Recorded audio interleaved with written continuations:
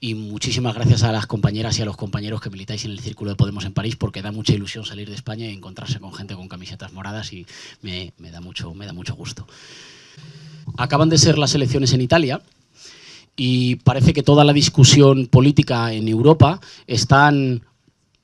hoy hace referencia a lo que ha pasado en Italia.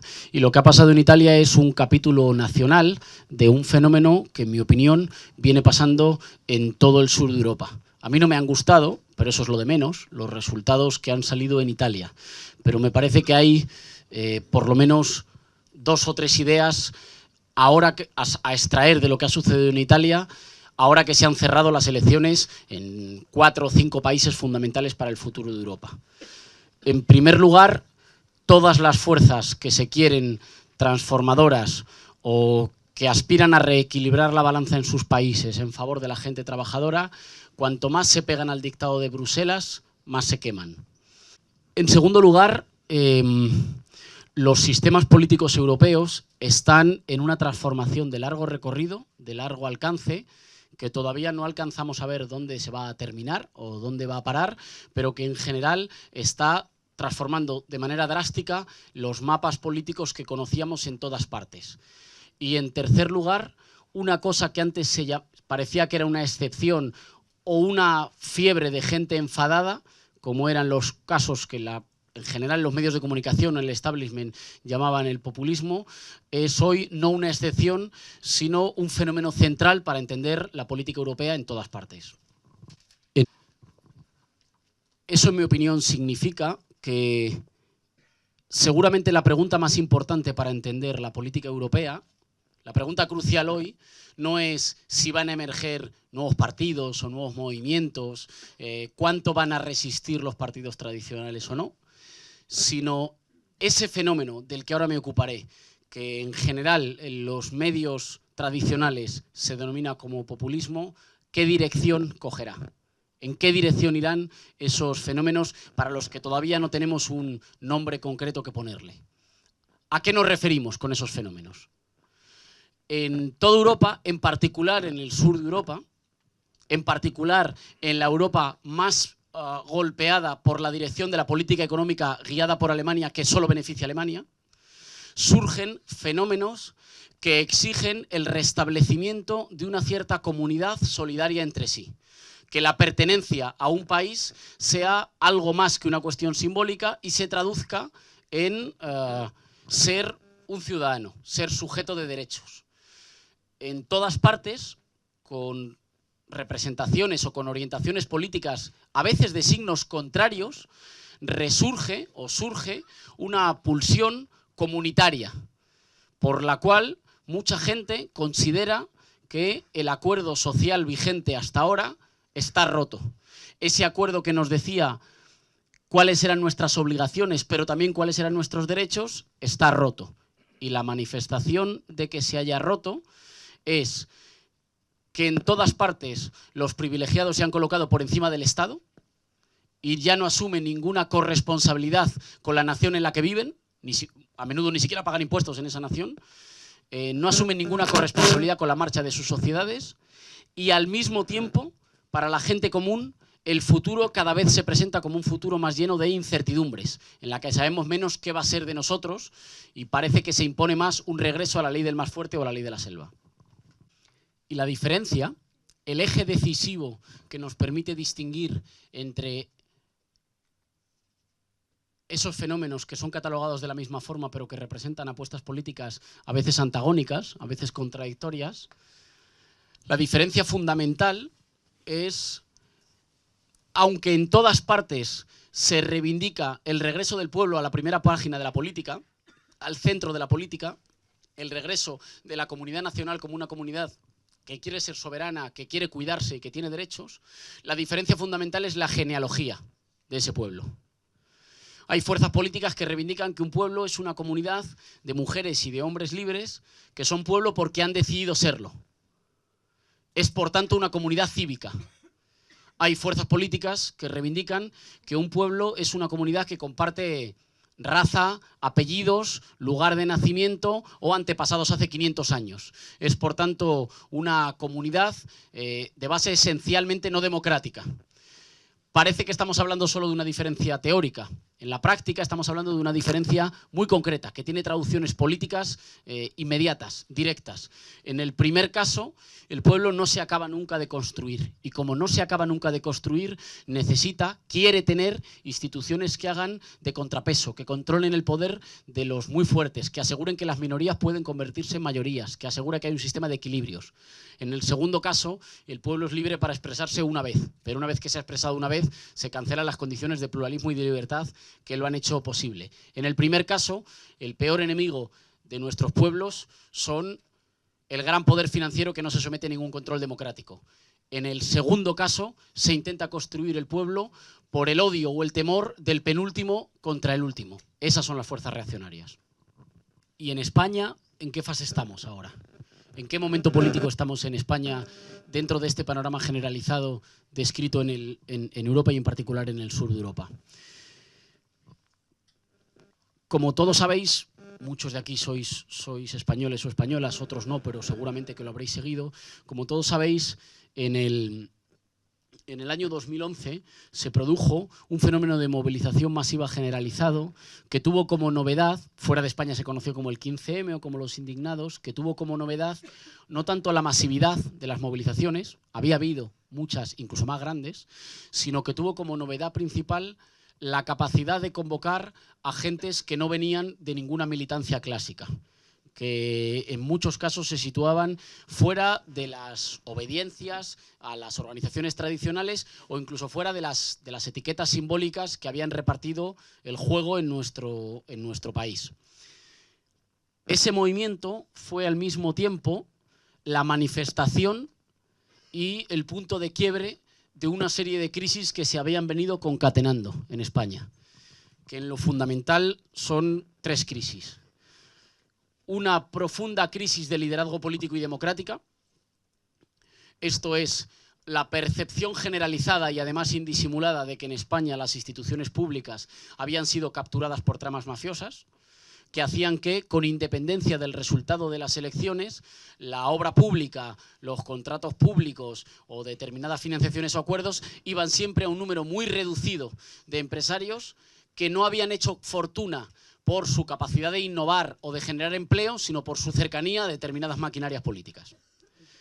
Esto produjo al mismo tiempo una crisis generalizada en el respeto a las instituciones, pero también una pérdida de prestigio de las élites tradicionales, que es muy importante. Las élites no solo son aquellos que están en las posiciones de poder, sino aquellos que representan, mal que bien, un cierto ejemplo de hacia dónde querríamos que fuera el país. En España, a partir de cierto momento, se generalizó una especie de desprecio cínico masivo por los gobernantes, incluso por aquellos que le seguían votando. Pero los gobernantes no eran ya motivo de ejemplaridad o figura de ejemplaridad, sino al contrario de, digamos, de broma o de chanza en la familia o en el bar. La segunda, porque estas en realidad forman parte de la misma crisis, la segunda es la crisis del encaje territorial en nuestro país, del modelo de la geografía del Estado, del modo de organizar y distribuir el poder político en el territorio, que ha acabado estallando seguramente en la crisis de Estado más importante que ha habido en España, que es la que tiene que ver con el conflicto político en Cataluña, y que mezcla dos elementos. Mezcla el elemento de la necesaria solución a una composición cultural plurinacional del país con un Estado de carácter mononacional. Es decir, si los españoles somos capaces de dotarnos de un Estado, que sin embargo reconozca que convivimos pueblos con diferentes identidades nacionales y que eso no tenga que ser un motivo de separación, sino un motivo, digamos, de unidad en un formato institucional diferente. Segundo aspecto, el de una especie de federalismo nunca del todo construido en España, en el que los organismos regionales o comunidades autónomas tienen poder y son quienes más protección social prestan, quienes se encargan de la sanidad, de la educación o de la dependencia, pero tienen siempre sobre sí la tutela de un gobierno central que puede reclamar en última instancia la capacidad de bloqueo sobre cualquiera de las iniciativas que desarrollen, lo cual ha generado importantes conflictos institucionales. La tercera de la crisis es la más conocida, es la crisis social y económica, es la crisis por la cual las turbulencias financieras internacionales afectan más a nuestro país.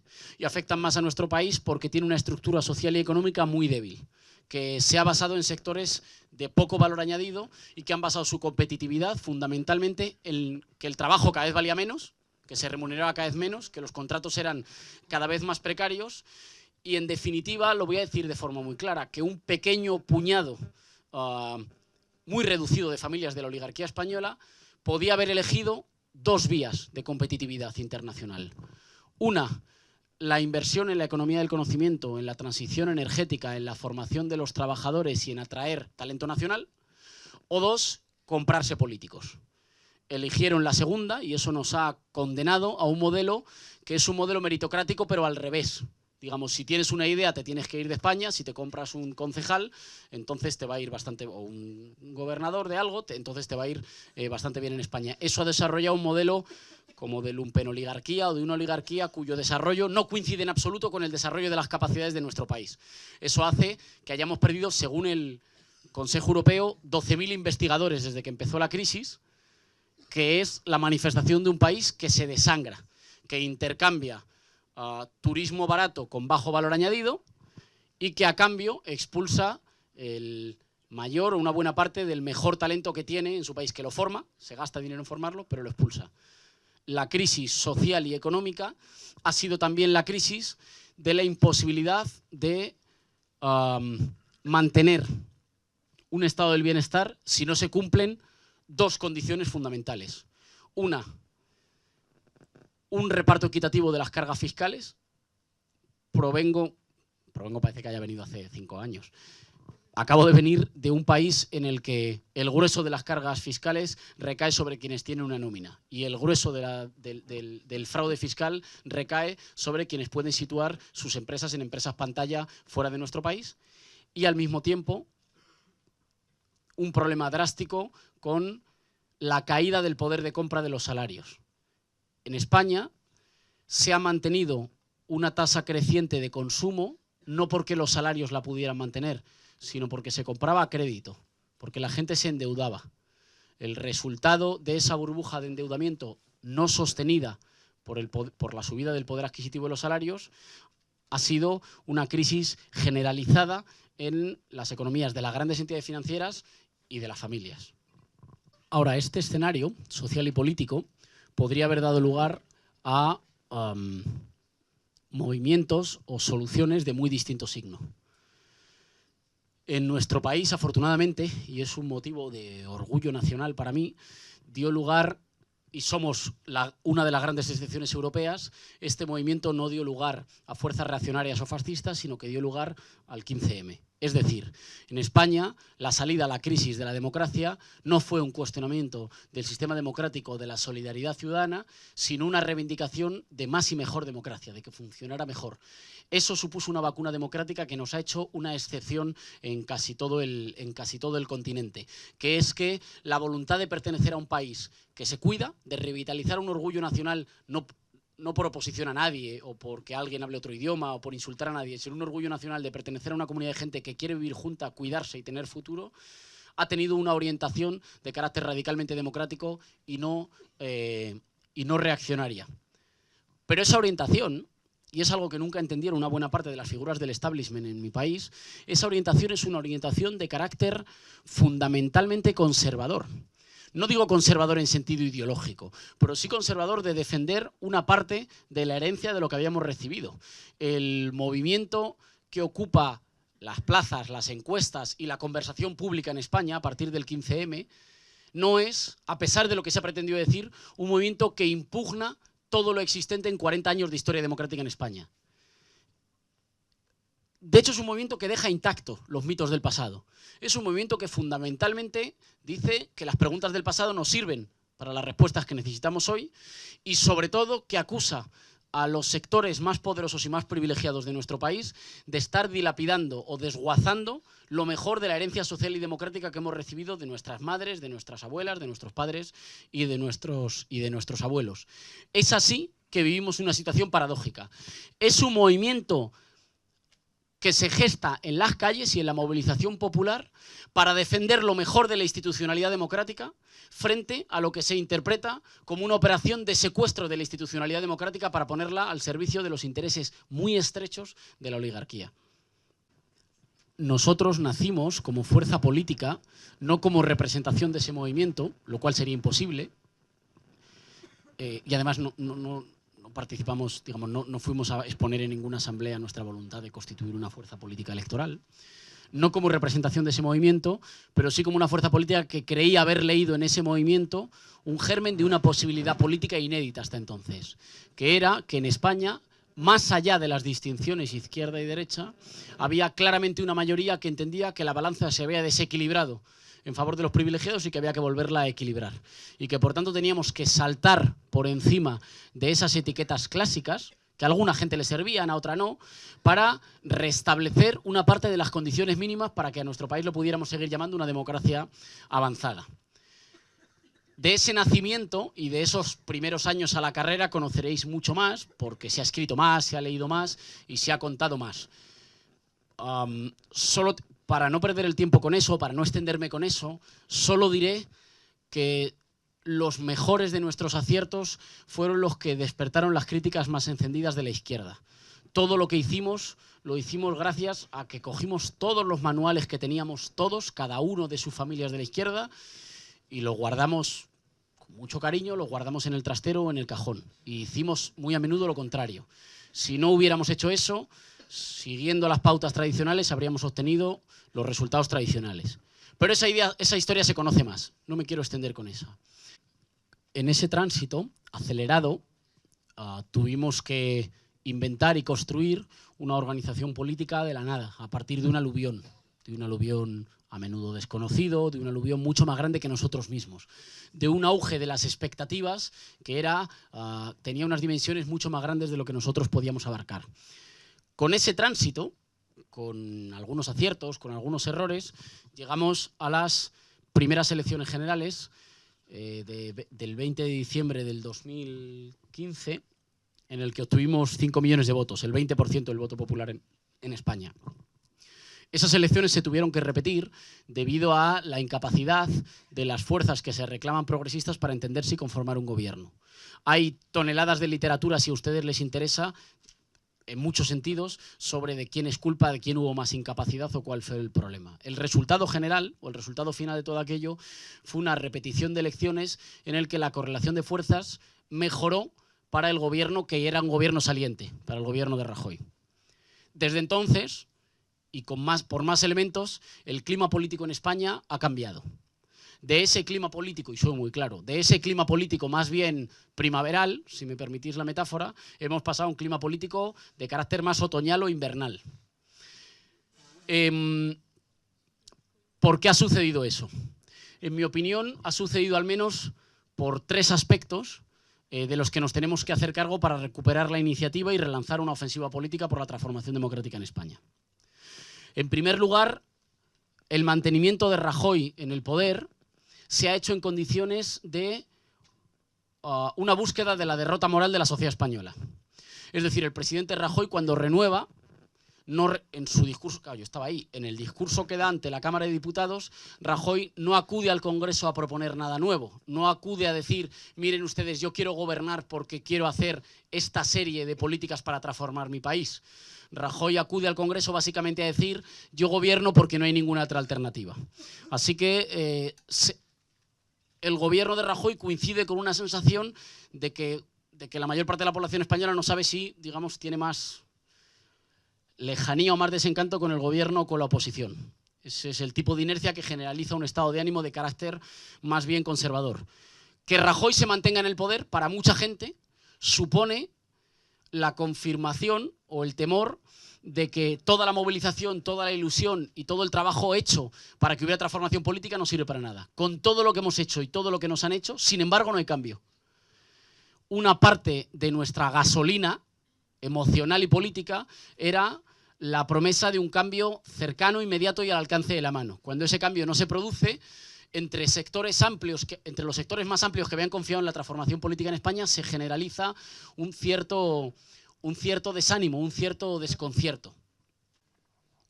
Los otros dos elementos que me parece que han cambiado una parte del clima político en España son la crisis política en Cataluña, que ha producido un reequilibrio en un sentido conservador de las preferencias políticas en España o de la agenda política en España, y la situación económica. Y de la situación económica hay que discutir. En España la situación económica, en términos macroeconómicos, es mejor. Esa mejoría no se ha traducido en la economía de los hogares, en los salarios o en la cuenta de resultados de los autónomos o las pequeñas empresas. Pero los grandes números son mejores y la percepción es que lo peor ya ha pasado.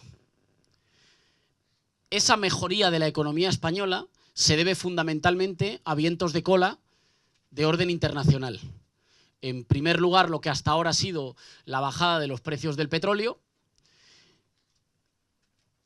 la relación entre el euro y el dólar y una política hasta ahora en la que el Banco Central Europeo ha cambiado, ahora parece que vuelve a las andadas, pero ha cambiado del tipo de política monetaria que llevaba, hacia una política más expansiva.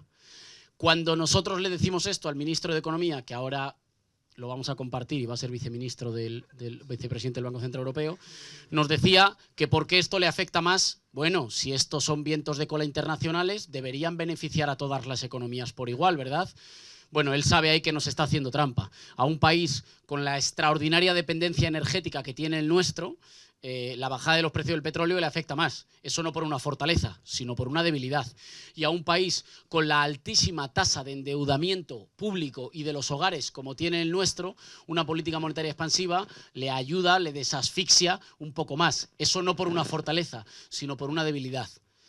El reconocimiento de que la situación económica en términos macroeconómicos es un poco mejor, un poco más favorable, no debería ser un obstáculo para una fuerza política transformadora. Quien crea eso es que cree que las fuerzas políticas transformadoras solo pueden ganar en medio de la excepción, del desorden o del desastre. Por el contrario, creo que nosotros debemos desplegar sin ningún problema una bandera que reivindique que lo que ha aguantado en nuestro país durante los años más duros, quien ha mantenido nuestro país a flote ha sido el esfuerzo de las familias como principal institución de protección social cuando han fallado las instituciones públicas. Que quienes han aguantado han sido los sectores populares en nuestro país que han mantenido el país a flote incluso en las condiciones durísimas, y que ahora, si hay mejores vientos de cola, tenemos dos deberes inaplazables que hacer. Uno, hay que reparar las heridas de la crisis. No puede ser que cuando vienen vacas flacas no toca repartir porque son flacas y cuando vienen gordas no toca repartir porque vienen gordas. Ahora toca repartir y sobre todo protegiendo a los colectivos más golpeados durante la crisis. La infancia, las mujeres y los pensionistas. Y en segundo lugar, hoy toca sentar las capacidades de que la siguiente turbulencia financiera no nos coja con la misma economía débil. Es decir, tenemos que aprovechar que hoy hay mayor margen para emprender las 3 o 4 obligaciones inaplazables de nuestra economía. La recuperación del poder adquisitivo de los salarios, la modernización de nuestro tejido productivo y la reindustrialización del país y una transición energética que nos convierta en un país puntero en el marco de la Unión Europea en la producción de energía no contaminante o de energía no fósil. ¿Qué se puede hacer ahora? ¿Qué hay que hacer? En un escenario en el que parece que se nubla, ¿cuáles deben de ser las tareas de una fuerza política transformadora en beneficio de los de abajo? Creo que el ciclo corto, la fase del 15M en España se ha cerrado. Eso no significa que las herencias dejadas culturales, sociológicas del 15M hayan dejado de existir, siguen ahí. Pero lo peor que podríamos hacer es que se convirtieran en nostalgia, de una cosa que hablamos ya para generaciones que ya no han existido o que no lo han vivido. Esa fase se ha cerrado y creo que hoy estamos ante una fase en la que el péndulo, un cierto péndulo del ánimo social, que a veces quiere más destitución de los de arriba y a veces necesita más certezas y garantías, hoy es menos dado a las aventuras y necesita más certidumbres, la producción de certidumbres. Una fuerza política revolucionaria no es una fuerza política que dice revolución permanentemente. Es una fuerza política que tiene una política para la primavera y una política para el invierno. Que tiene una política para... Los jacobinos decían que sabe representar la política que más y mejor conectan con las masas en cada momento necesario. También en los momentos de reflujo. Si en nuestro país estamos viviendo un momento de un cierto reflujo en un sentido más Conservador no me refiero en términos ideológicos, me refiero en términos de, digamos, valorización del orden existente, puesta en valor de la estabilidad. Nosotros tenemos que hacernos cargo de ese pequeño giro o de ese movimiento del péndulo del sentido común en nuestro país. Seguir haciendo lo otro, empeñados en que, o esperando a que venga la enésima crisis del capitalismo que nos lo resuelva todo, o a que las calles se vuelvan a llenar, tiene dos problemas. Uno, lo llevamos haciendo 3 siglos y no ha ido genial. Segundo problema, una fuerza política que la única línea que tiene es esperar a que otra vez las calles se llenen y te lo solucionen, no puede responder a la pregunta, entonces ¿tú para qué estás? Nosotros tenemos que acompañar también la voluntad de poner orden en nuestro país, que es una voluntad, en mi opinión, profundamente imbuida de sentimientos de justicia social y de necesidad de equilibrio de la balanza. En España, como intuyo que en todo el sur de Europa, lo verdaderamente transformador no es impugnar a los de arriba. En mi país los privilegiados no gobiernan porque la gente crea que tienen buenas ideas, que son honestos o que son justos. Gobiernan porque todavía no hemos sido lo suficientemente buenos en convencer a quienes más dudan, por cierto, siempre quienes más dudan son los más golpeados por la crisis, que la alternativa es una alternativa que no es tirar los dados, que no es hacer tabula rasa, que no es jugarte el futuro, que no tienes nada que temer de la alternativa. Nuestra tarea en este momento concreto no es ser una fuerza política de protesta, no es ser una fuerza política de impugnación de los de arriba. Lo peor que las políticas neoliberales, que es una forma nueva por la cual llamamos a las políticas de la Edad Media. Me preguntaban hoy, me voy a liar con la nota, me preguntaban hoy en una entrevista mi valoración sobre vuestro presidente Macron. Yo no me meto porque no le he votado, os pertenece a vosotros la suerte o la desgracia de tenerlo, eso cada uno. Pero yo decía que sí que veo elementos nuevos en la forma de comunicación y de construcción política, pero no veo elementos demasiado nuevos en una política que le hace regalos fiscales a los de arriba, que desregula para los de abajo y desprotege para la gente. Eso se le puede llamar nueva política, se le puede llamar neoliberalismo, pero también se le puede llamar Edad Media. Una política que básicamente reinstituye la ley del más fuerte y la ley de la selva, es una política que desdemocratiza, nos hace retroceder a los tiempos del feudalismo. Avisé que me iba a liar con la anécdota. Ahora...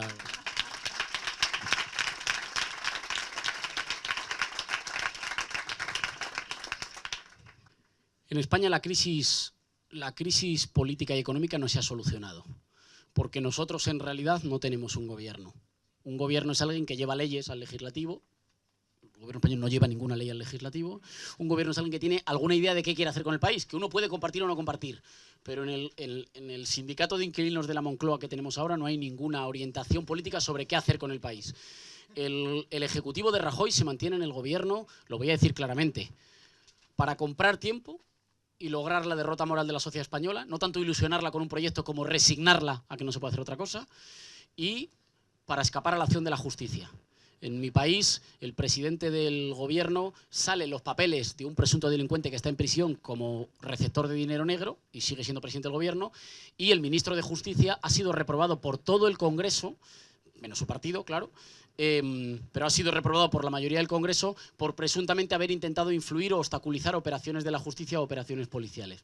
Tenemos un gobierno que básicamente está en el poder para aguantar, no con ningún proyecto de qué hacer hacia el futuro, sino para tapar y para resistir con respecto a la investigación de lo que ha hecho en el pasado. La voluntad de regeneración democrática y la voluntad de equilibrar la balanza o de conseguir la justicia social siguen siendo mayoritarias en España. ¿Cómo se conecta con ellas? En mi opinión, se conecta con ellas siendo capaces, como decía, de ser una fuerza que tenga la capacidad de poner orden donde las políticas de los de arriba han instaurado fundamentalmente el desorden, el miedo y la incertidumbre, y de ser una fuerza hegemónica no en el sentido de ser la primera, sino de ser una fuerza que tenga la capacidad, uno, de proponer las metas que el resto de los adversarios luego o de las otras fuerzas políticas vayan aceptando, dos, de establecer coordinación, cooperación y alianzas con otras fuerzas en una relación que siempre será de competencia, pero que puede ser de competencia y de cooperación a la vez. En definitiva, transformar el gobierno español no es la revolución democrática que necesitamos, pero sin hacerlo no se va a iniciar o no se va a desbloquear esta fase. Y en tercer lugar, de la capacidad de representar un proyecto nacional y popular. Y cuando digo un proyecto nacional y popular, digo claramente no un proyecto para el conjunto de la gente que te vota, sino un proyecto que tiene la capacidad de ofrecerle seguridad y garantía también a aquellos que no te van a votar nunca. El mejor patrimonio que hoy tenemos es que las principales ciudades o las ciudades más grandes de mi país, en España, están gobernadas por fuerzas políticas aliadas, cercanas, de compañeros y de compañeras, que el día antes de que llegaran a los ayuntamientos tuvieron que soportar una tormenta de propaganda que decía que cuando llegaran se colapsaban los servicios públicos, las empresas huían, las alcantarillas no tragaban agua, se disparaba el crimen. Todo esto no me estoy inventando, o sea, sé que hace un poco de gracia, pero no me estoy inventando nada. Hoy, 3 años después de eso, habrá quien le guste lo que han hecho, habrá quien no le guste. Pero por una parte nadie puede decir que se le hayan erosionado sus derechos ni un milímetro. Allí donde gobernamos nadie ha perdido derechos. Se han ampliado los derechos de la mayoría, pero nadie ha perdido derechos. Y en segundo lugar, se ha puesto orden. Hoy hay orden en las cuentas, hoy hay transparencia en las instituciones que se gobiernan, hoy hay capacidad de asegurar que las instituciones vuelven a estar al servicio del interés general, es decir, de las grandes mayorías y no de unos pocos. Esa capacidad, la de representar un proyecto que incluso a los que no te van a votar nunca les ofrece un hueco, les ofrece un lugar, se hace cargo de sus necesidades para incorporarlas a un rumbo de país, es lo que diferencia un proyecto de protesta o de pelea con un proyecto nacional de gobierno. Creo que tenemos las condiciones para representarlo si nos hacemos cargo de la nueva fase y si trabajamos para que de cara al año 2019, en las elecciones municipales y en las elecciones autonómicas, todo el mundo, también la gente que nos mira con más distancia, con más inquietud o con más recelo, sabe que tiene una alternativa de orden, que frente al desorden, a la improvisación y a la chapuza de los de arriba, nosotros sabemos construir el orden, las garantías y la certeza de los de abajo. Muchas gracias.